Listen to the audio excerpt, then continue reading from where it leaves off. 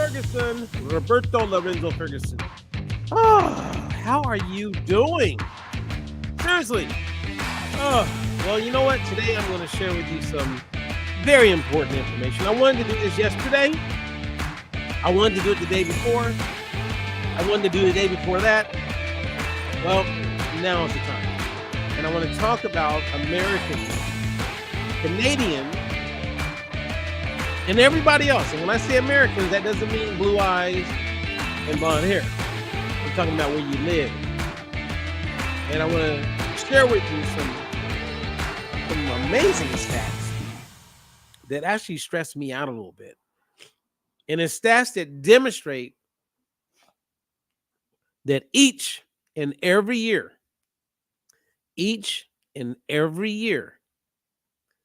we are heavier. We are more obese. We have more people with high blood pressure, more people who are type 2 diabetic, more people who are pre-diabetic, more people with high triglycerides, more people with questionable, unhealthy cholesterol levels, more people with a wider waist, more people committing suicide, more people struggling with mental health, more people not happy.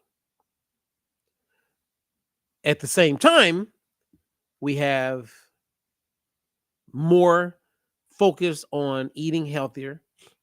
We have more focus on exercising and being active.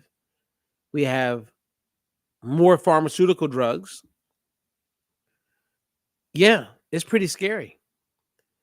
And if you go back to 1960, if you go back to 1970, 1980, 1990, 2000, 2010, wherever you go back to in the last 50, 60, 70 years, we continue to be worse off when it comes to our overall health.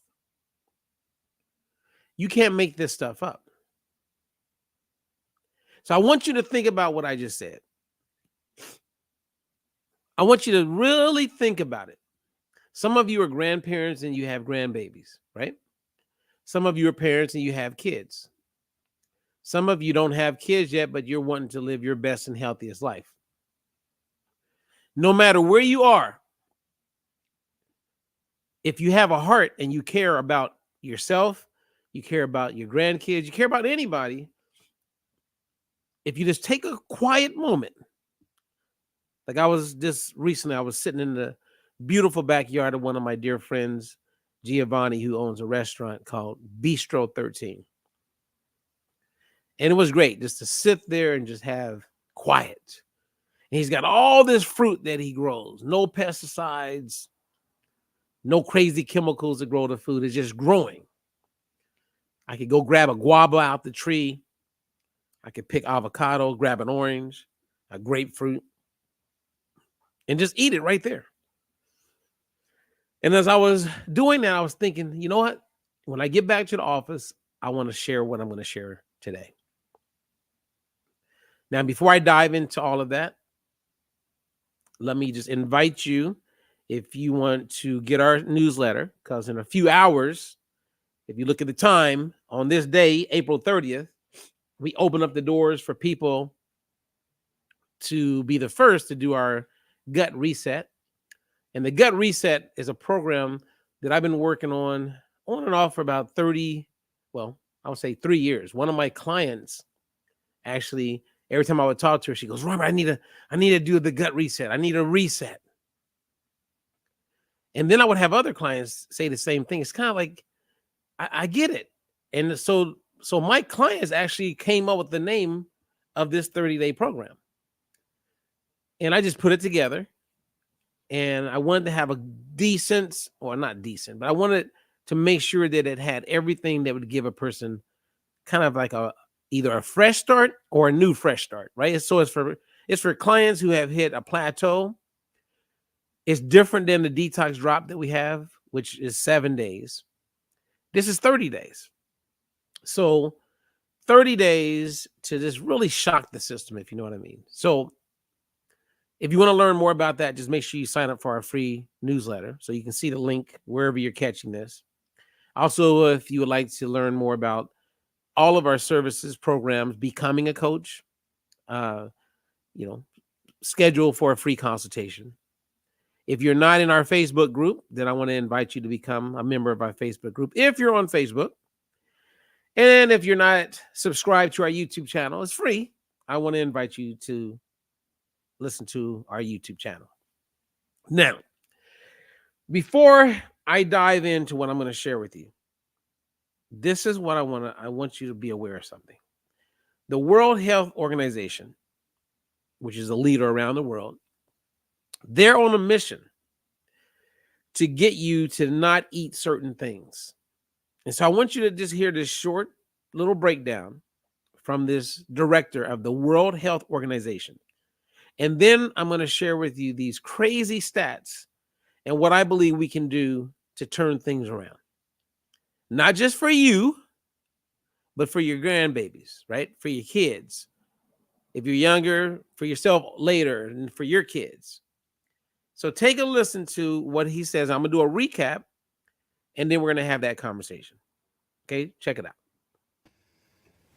Your Excellency Minister Yasmin Fuad, Your Excellency Minister Kai Mikanen, Secretary General Karen Elman, Excellencies, dear colleagues and friends.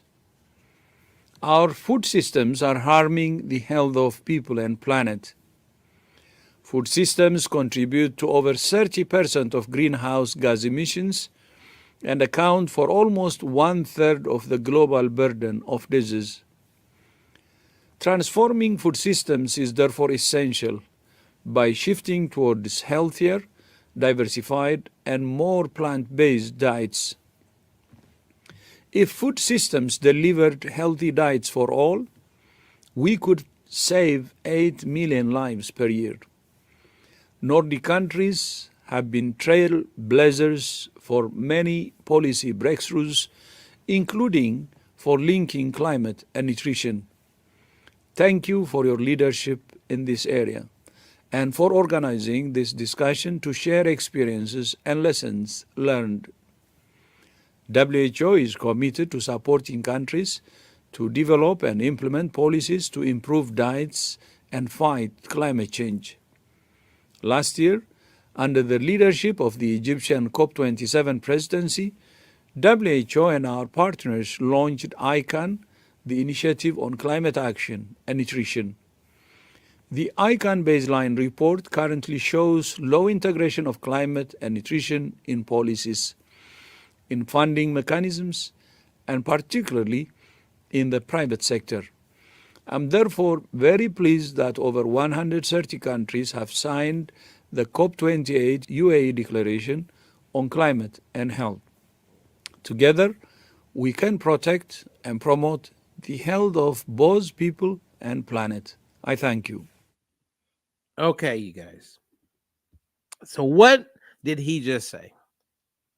In short, the World Health Organization is talking to all these countries, getting everyone on board with a call to transform our food systems. And when I say transform, we're talking about not eating as much meat, changing the traditional agriculture, and this is all framed around tackling climate change. Many people have been fooled by this, and many people are getting paid by this. It's already been happening. I see it left and right. If you look at our food systems, there's a huge push to get you not to eat eggs. Matter of fact, as I talk about it, the Food Compass says that Lucky Charms cereal is healthier than cooking an egg in butter. And this is being taught to the kids. This is part of how food is institutionalized. That means how prisoners are fed, how people get food in the hospitals, how people get food in colleges, whether it's in school or cafeteria, school, grade school, high school, college. And people are buying into it. And you're going to start to see more and more of a push away from food that we could just naturally that we were used to eating. Now let's go back over the years. This has slowly been happening. And our health continues to be worse. So I don't know what it will take for someone to wake up and to realize that we are not in a situation where the government or any of these organizations are actually helping us be healthier. We are in a situation where our health is declining. It is declining. Now, when you look at health, okay, so watch this, and I typed that out for you. In a recent study that recently came out with the American College of Cardiology, 6.8% of U.S. adults, right, have good cardiometabolic health. What that means is that they have good blood pressure, good blood sugar, they're not overweight, they have good blood cholesterol, and they have the absence of heart disease. That's 6.8% of the adult population. So let's round it up to 70. That means 93% of all adults, and many of you who are hearing me share this, have high blood pressure, you have high blood sugar, you're overweight or obese, you have high cholesterol, and you have some level of heart disease. Think about that. So only 7% of adults don't have those problems. I'm in that 7%, thank God. I'm working hard to get my clients in that 7%. Matter of fact, one of my clients just the other day, who I've been working with for a while, Karen H, big shout out to you. She's about to come off blood pressure medication. I'm sharing that all the time about my clients coming off blood pressure medication, getting my clients off statins that they use for cholesterol. So where the country is going when it comes to health, I'm going in the opposite direction. I'm here to help people who want to be helped. And I have coaches who are helping people who want to be helped. Now, if you go back to 2018, that's just 6 years ago, the University of North Carolina at Chapel Hill, same basic standards, they said that 12% of Americans were metabolically healthy. Now it's 7%. So in 6 years, we almost like 100% shift and becoming worse. When you look at the national average of obesity, regardless of the standards, and I believe if we looked at body composition, the numbers would be higher because a lot of thin people who are skinny fat would increase the percentage of people who are not healthy, right? That have a high level of body fat. And you could argue that both ways because some people don't believe in the BMI, to include myself. And the BMI is the primary standard that we use to figure out who's obese, who's not, who's underweight, etc. So again, let's just say that that's accurate. So 43% of the adult population is obese. Over 70% are overweight or obese. Okay, we got that. Let's just look at Black women. Black women. They're almost at 70% of Black women who are adults are obese. A few years ago, it was 67%, according to the CDC. So when you look at all women, we're around 43%. If you just pick out Black women, you're about close to 70%. Obese. I didn't say overweight, obese. Think about that. The population is dying. The rates of people having kids is down. Abortion is up. When you look at the census, at least with Black folks, less and less and less percentage. We're not growing. When you look at the Latin Hispanic community, they're right behind the Black folks as far as obesity. And 43% is nothing to be okay about. So what are we going to do about it? I've been saying for years, and I just watched Walmart do something that I was aware of they chose not to do work with us, and they just admitted that what they just did to improve communities, get people healthier, it failed. We already knew it would fail because I believe, and I have demonstrated with my team, and there's a lot of people who believe what I'm sharing with you right now, and what I know to be true is that nutrition education is king. Accurate nutrition education is king.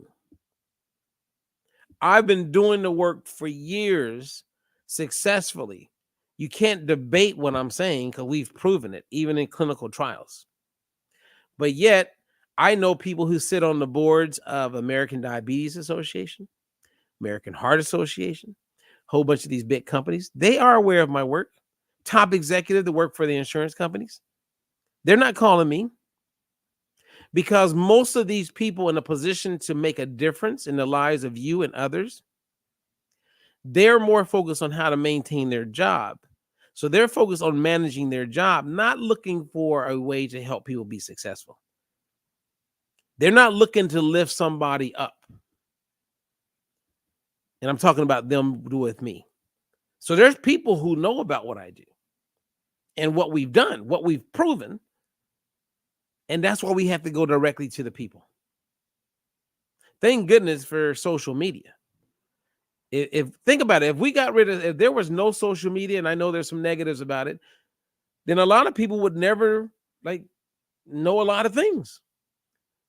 Almost everything that you know and learn would be based on what you read in the newspaper or magazine or some type of publication, what you see on traditional legacy television.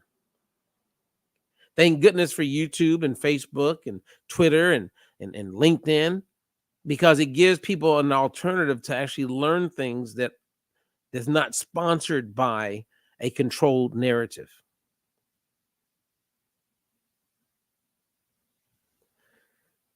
It's only going to get worse, everybody. Some of you are pre-diabetic and don't know it. We know that over 80% of the close to 1 million people who are pre-diabetic, 80% of them don't even know it. So if I was to be extremely conservative, that's 70 million adults that are listening to me right now, that are in front of you, that work next to you. They don't know they're pre-diabetic. With our coaches, we train our coaches to teach people how to check their own fasting glucose at home. That's part of how we do the work. And now we have an amazing way of testing someone to see if they're deficient or insufficient with their omega-3 oils in their body, which probably 99% of adults are deficient and don't know it. And have all these symptoms of deficiency and don't know it. Some of you right now are hearing me talk, and you have, I was just talking to one of my, I'm gonna call her my new Facebook friend. She got introduced to the omega-3 oil that we make available to people. And she's getting her test done, which you can do at home. And she called me and had a question about iron deficiency. And so I said, well, let me look. So I went to the physician desk reference. I went to PubMed and I went to Google and I started looking up iron deficiency and omega-3. And guess what I found? Omega-3 helps the absorption of iron. So a lot of people who are iron deficient and they're putting a Band-Aid on it by getting infusions or taking iron pills or trying to eat foods rich in iron. But if you're deficient in omega-3, you may not be absorbing that iron. So by being sufficient with omega-3, you can now better correct your situation. That is unbelievable to me. That all comes by way of being informed. See, the stats of our health declining is alarming. And it gets worse and worse. Some of you guys have known me. You knew me in 2018. We're worse based on the American College of Cardiology, based on the University of North Carolina at Chapel Hill, based on Tufts University, based on the National Institute of Health. We know this. And it just keeps getting worse. Unbelievable. Because there's things that you guys can do. Again, I'm getting people off meds. Now, let me also share this. Okay, let me share this. Here's what I know to be true also. There's a lot of people in the hustle, and we have a lot of network marketing companies that people are out there, selling products, right? And God bless them, and I hope it all works out for them. But I don't want it to work out for them when it is part of the demise of other people's health. See, we keep chasing the effects instead of reversing the cause. You will never catch up to the effects. You will only chase them. The goal here is to go to the root. They go to the root. And that's when you can reverse it. I don't know. I hope this makes sense. I mean, you know what? Anyway, it's mind-blowing to me, because when you look at all that's going on, things getting worse, more pharmaceutical drugs come out, more people get on. Those are all Band-Aids. And by the time people actually really figure it out, life is over for them. I mean, life for all of us will come to an end. I mean, we're designed to live to be 120 years old with quality. But people have lost a lot of their quality, even though they're living to be 80-something. I want quality in my 80s. And I've been around people. I've seen it. I know what it looks like. Many of you are on high blood pressure medication, and you continue to play the game with yourself, where once you know better, you can actually do better. I mean, if I woke up, and I know I'm talking about me, but if I woke up and they say, hey, we're going to put you on blood pressure medication. Hey, you're type 2 diabetic. Hey, man, just tell me what to do. And I love pecan pie, but guess what? I ain't eating it. Not if I find out I have any kind of condition that eating pecan pie is not helping me. I ain't eating no pecan pie. Done. Now, let's say I completely reverse whatever it is, blood pressure, cholesterol, triglycerides, and I'm feeling pretty good, and something gets to me one day on a Thanksgiving, and I go, you know what? I'm going to have a slice of that pecan pie. I may have it, but I don't know when I'll have it again. Maybe in a year. So I think it's one of those things where don't allow the little quality of life that you have when you are living with high blood pressure or living with diabetes. Don't just be okay. And I'm sharing this not to beat up on you, but to inspire you. Don't be okay with it. You can turn it around. Now, you'll be around a lot of people that don't have it yet. And those people will be telling you that, yeah, you should, good luck, you can do this. But what they're not realizing is that hypocrisy has a grip on them, because they're eating the things that put you in the situation that you're in, as they're telling you to stay away from it and you can do it. And then they will get to experience it a little bit later, because it has a compound effect, right? It's that kind of hypocrisy that we live in and we're okay with, right? It's kind of like LeBron James, and I don't know if he's done this, so I'm going to use him as an example. Someone of that fame will say, hey, we got to get our communities healthier. But then they get a nice check, and they're the spokesperson for a fast food restaurant that we know is part of the problem. So it's the hypocrisy. It's like the other day when I posted a picture of a celebrity with a milk mustache. The celebrity was black, and maybe the celebrity didn't know it, but over 70% of all black folks, especially living in America and Canada, are lactose intolerant. So they live with a lot of gastrointestinal problems, but yet all these black celebrities were promoting the consumption of milk. I mean, it don't even make sense. When I say it out loud, it's like, what the hell, the world that we live in? It's like the hypocrisy is just okay. It is mind-blowing to me. That's why you must take control of your health. Because if you don't, who is? All right.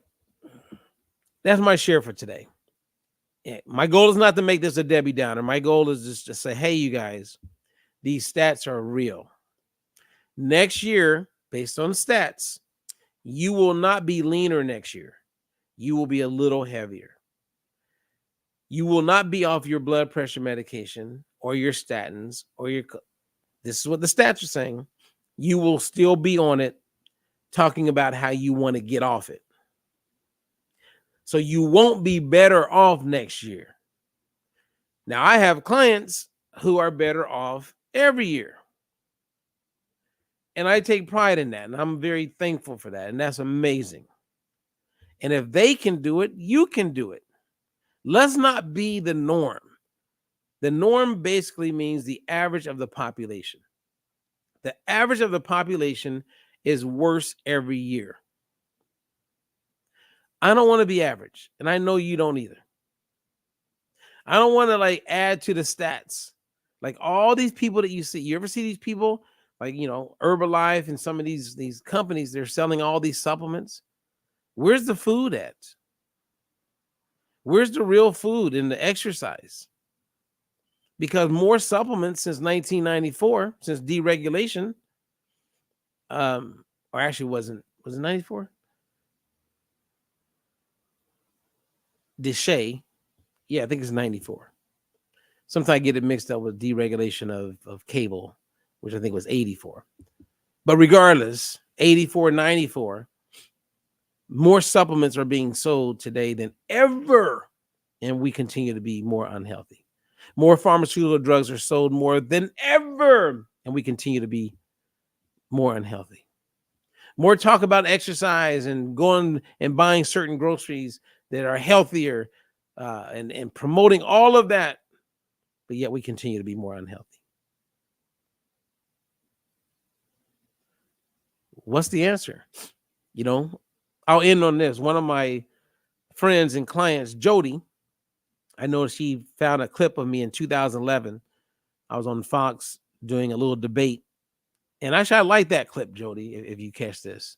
And what I liked about that clip, and you can tell me if you got the same thing out of it, is when we got to the point where I said, who defines what makes certain things healthier? What agency defines what is healthy? And the woman couldn't answer the question. And the lady who was interviewing us, she was like, yeah, she kind of was trying to go back there because it made sense. She had never thought about that. Is it your friends that say it's healthy? Is it, we do have freedom of speech. There's a lot of books out there, First Amendment rights. People can say keto is healthy. People can say omnivore diet is healthy. People can say Weight Watchers is healthy. People can say what I do is healthy. But what makes it? What is the government agency? Who defines that? And at the end of the day, our government gives us general guidelines, same as the World Health Organization, and they're going to say what is healthy and what is in the best interest of, they're going to say climate change. And there's a whole bunch of people that totally disagree with what they're saying. And I'm one of them. Anyway, I'm Robert Ferguson. Thank you for giving me a chance to share this information. May your day be blessed. And again, make sure you sign up for our free newsletter and soon if you're on the free newsletter, you'll hear about the DFL Gut Reset, which is a 30-day program. And if you want to do a free consultation, reach out and make sure you subscribe to our YouTube channel. And if you're not part of our Facebook group and you see a link wherever you are, then join us in Facebook. I got some good people there, and people actually care. And that's why we all share. I'm Robert Ferguson. Until the next one, peace out.